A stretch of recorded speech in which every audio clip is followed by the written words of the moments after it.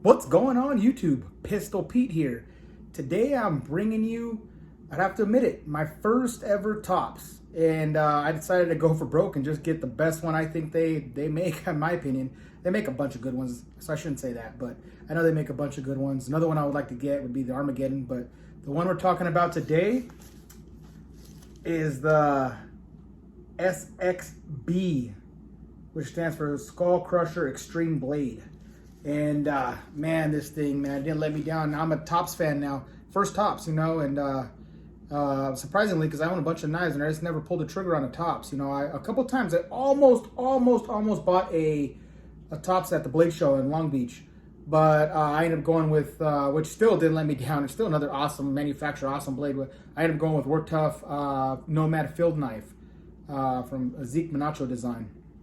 But back to this one. So, sheath's not bad, not bad. I know a lot of people kind of gripe about these sheaths, and I know they make better ones. They make Kydex and all different styles and leather ones and all different types of things.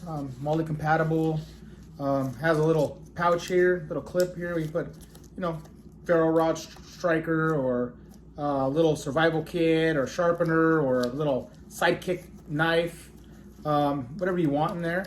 Put this back in here, and it's decent. Comes like most Tops I hear come with a whistle. I didn't know that. Was pretty cool too.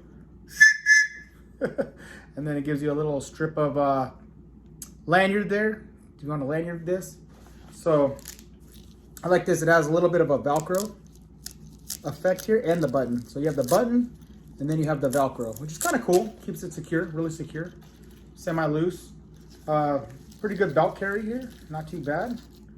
Let's check out that blade. And then, they have the Rocky Mountain Marcata handles. It has the red liners in there. It's pretty nice touch. A lot of people gripe about the Rocky Mountain texturing they do on these handles. I don't mind it too much. I was playing with it the other day and feeling it and holding it and stuff, and not too bad, not too bad. I don't mind it. The grip itself is pretty nice. I can see using a lanyard if, because back here is, because obviously there's nothing holding your hand in, so it can slip out, especially, it's, in my opinion, I don't even think that could happen because of that texturing. But let's pull it out, check it out. Look at this thing, man. Freaking absolute beast. So, this one here is 15.57 inches long. It has 10 3/8 blade length. Cutting edge is 9.75, and it's a 1/4 inch thick. And the steel is 1095. And this has been done 1,000 times. I mean, I know this knife is I've seen, man, numerous. This is almost like getting up there with a BK9, the Becker BK9, because it's they're just good knives. They're good knives, so everyone knows it is. So everyone has one, just like this. Everyone is starting to see now. There's thousands of videos that show this just kicking ass, man. This thing's bitching. And then obviously this is designed by EJ Snyder. And look him up. He's a freaking crazy dude, man. He was on Naked and Afraid, that show. Cool dude. You could tell he's just a super cool dude. Loud guy from all his videos. But he designed this one to take with him on the show, because I guess the first knife he got broke. So he wanted to make something that built tough, built that will last, in his design.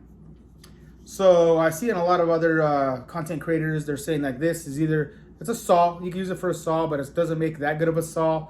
It's more for notching, I guess. But you can saw with it if you wanted to. But it's going to be more for notching. That secondary edge, it does fall under the tracker family, the tracker style family, but it's way different than a tracker. I love this. The shape of this is just awesome. So it is. It's nice. It's nice. They say it's like a lot of people say it's a beefed out tracker, but it's different. It's different than that. I can see that. I love how they put that nice tip on it. The way he designed it was awesome, man. I love the look of this, but for a long time they didn't have them. I guess Tops just remanufactured them because they're now back on Amazon. So guys, if you want one, they're there. But for over a year, I couldn't find them even on eBay. So finally, and of course these are Tops does. It's made in USA. and hand sharpened. Man, this thing came like a razor blade, super, super sharp. That edge is just awesome. I was surprised. That's what made me a fan. The fit and finish on this is amazing. Absolutely amazing. Yeah, then you got that skull buster there. And the handle, like again, let's go back into the handle. And I was talking about it. I'm all over the place. Sorry, guys. But I was talking about the handle. The contouring of it's really nice. I do like it in the hand. It does feel really good in the hand. You know, a little grip here gives you that nice little okay chop motion. And then obviously it has that good weight in the front there for coming down, chopping through stuff. It's not extremely heavy as I thought it was going to be. It is lighter than I thought it was going to be. But you know, I do have some arms to swing this around with, but so it's not that bad for me. But no, it's not too bad. Not too bad in the hand. You can also choke back up here. If you choke back up here, like I was saying, I recommend maybe putting a lanyard and put it around your hand, and you won't have any problem. Even that though, the texture is really nice, but I could see maybe slipping, especially if it's wet out, you get water on these grips. But that Rocky Mountain texturing, I don't think so. Just like most people say, I would agree with that. I don't care for this design. I wish they had left it more like a smoother design than putting this texturing on it. It's not the most comfortable. But it's not bad. It's not bad. You know, I have to say it doesn't bother me that much. It really doesn't. Yeah, this thing is just freaking a tank. So I have plans for this, though. I have really good plans for this. You know, normally I would do a review and take this out and show you guys and do a field test with it. That's going to have to wait because I don't want to scuff it up too much yet.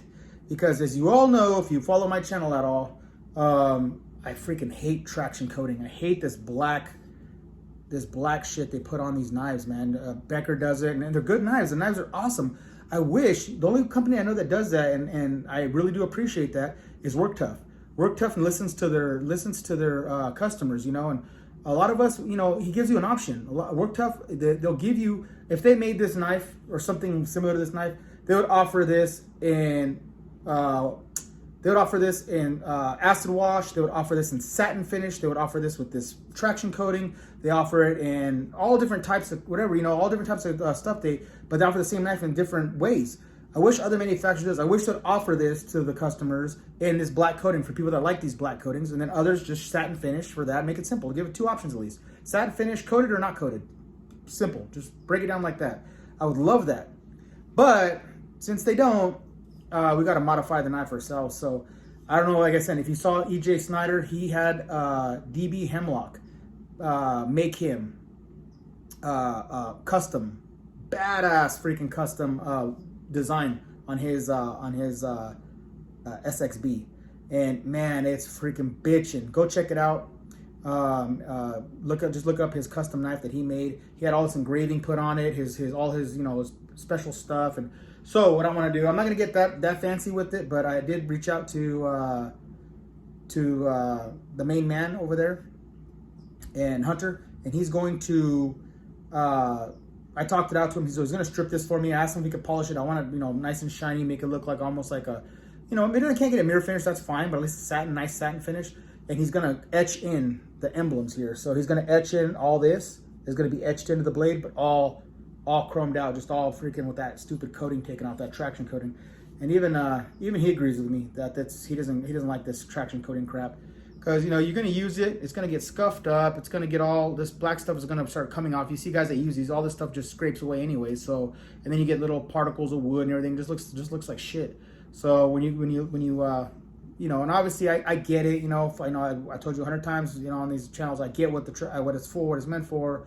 But for me, even though this is high carbon steel, I'm gonna take care of my blade. You know, I'm gonna, you know, clean it, wash it, oil it, and keep it nice so it doesn't rust. You know, I'm not worried about that. So for me, the coating is gonna go. It's gonna go. So, and then it's gonna look bitchin', man, with the etching put in it, and then all done up. I think this knife is gonna look amazing. You know, and he does good work. You know, DB Hemlock, Hunter Cutchins, go check him out. Freaking awesome. But yeah, I'm happy with this. I'm really happy with this. I think it's going to be awesome. Sorry for not doing the test, guys, but I want to keep the coating on. That's one thing he did say. He said keep the coating on because he's going to need it to do the etching thing. If it's already stripped, he has a harder time doing it, or it's you know, nearly impossible. So he said keep the coating on, keep it like it is new, and then he'll take care of it and make it look bitchin'. So I'm gonna hold him up to that, and and make this thing my own. Make it a one of a kind with his help. And this thing is gonna be a beast. All right, YouTube, please like, subscribe, and until next knife, gun, or whatever.